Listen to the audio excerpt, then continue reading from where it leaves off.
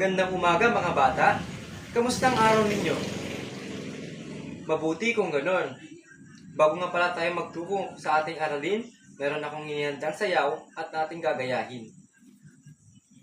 Ito mga bata ang ating gagayahin upang masundan natin ang step by step.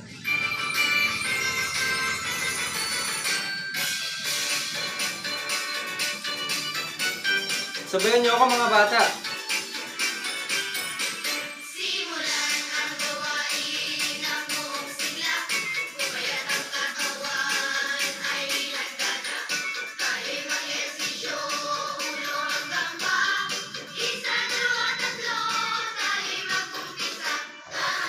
Ikot natin ang mga ulo mga bata para ma-relax natin yung ulo at pabalik naman. Susunod ay ang shoulder.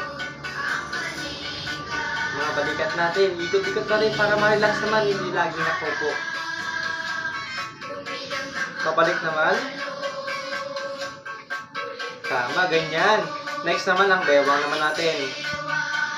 Ayan. Pabalik naman. Ayan. Magaling lahat. So, bago tayo tumuloy sa ating aralin, ano ang ating tatalakayin? Tama.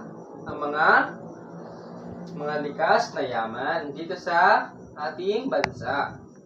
So, ano-ano nga ba ang mga likas na yaman nating makikita dito sa bansa? Meron tayong likas na mineral, likas na lupa, at likas ng tubig. So, magsisimula tayo. Tatalakayin natin ang mga pangunahing likas na yaman ng ating bansa. So, bago tayo magtungo sa ating aralin, maaari bang basahin natin ang ating layunin? Pagkatapos ng isang oras, ang mga mag-aaral ay natutukoy ang mga likas na yaman ng bansa tulad ng yamang lupa, yamang tubig at yamang mineral.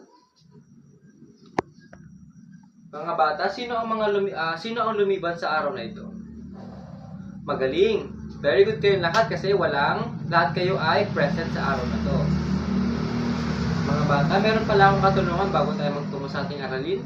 Sino pa ang nakakatanda ng ating pinag-aralan kahapon? Magaling. Ang ating napag-aralan kahapon ay about sa likas na yaman tulad ng likas na lupa, likas ng tubig at likas ng mineral. Magaling. Tama kayo. Lahat ng sagot nyo ay tama.